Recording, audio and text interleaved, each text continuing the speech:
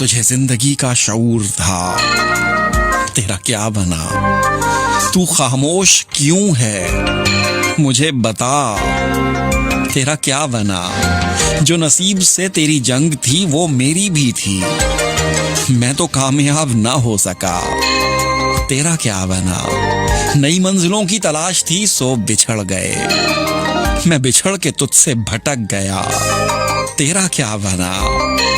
मैं मुकाबले में शरीक था फकत इसलिए, कोई मुझसे आके ये पूछता, तेरा क्या बना? मुझे इल्म था कि शिकस्त मेरा नसीब है, तू उम्मीदवार था जीत का, तेरा क्या बना? तुझे जिंदगी का शऊर था, तेरा क्या बना? तू खामोश क्यों है, मुझे बता, तेरा क्या बना?